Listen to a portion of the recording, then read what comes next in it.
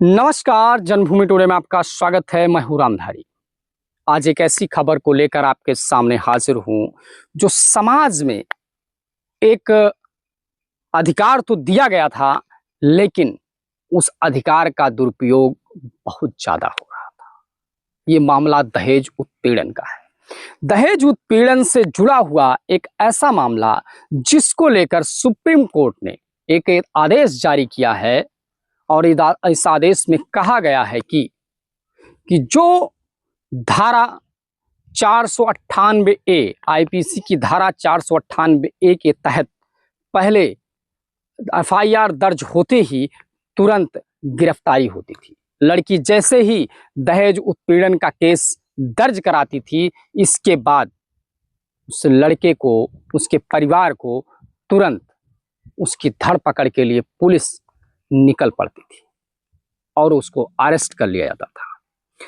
फिलहाल अब ऐसा नहीं होगा, क्योंकि इसको लेकर सुप्रीम कोर्ट ने एक आदेश जारी किया है कि एफआईआर दर्ज होने के 2 महीने तक उस पर कोई कार्यवाही नहीं की जाए।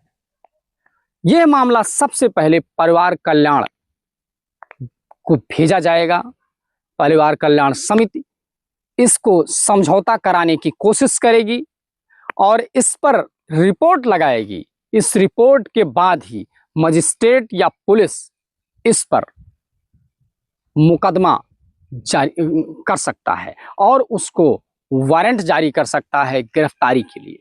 लेकिन यह एक बड़ी राहत होगी, क्योंकि समाज में इस तरीके की चीजें थीं कि उत्पीड़न को लेकर, दहेज उत्पीड़न को लेकर अक्सर एक तरीके से डर था कि हमेशा लड़कियां इस तरीके की बातें जरूर कहती थी कि हम दहेज उत्पीड़न का केस लगवा के अंदर करवा देंगे। उन लोगों के लिए यह कोर्ट ने एक राहत दी है कि ऐसे ही नहीं होगा दहेज उत्पीड़न का मामला या एफआईआर या उस पे मुकदमा, जब तक उस पे ढंग से जांच नहीं हो जाती। हालांकि इस मामले को इलाहाबाद हाई कोर्ट ने पहले सुप्रीम कोर्ट को एक दिशा निर्देश दिया था कि इस पर इस तरीके की बातों को समझा जाए और इस पर विचार किया जाए। तो सुप्रीम कोर्ट ने इस पर विचार किया इलाहाबाद हाई कोर्ट के इस निर्देश पर। फिर इस पर एक निर्णय दिया गया, जो निर्णय शायद सुप्रीम कोर्ट का सराहनीय माना जाए।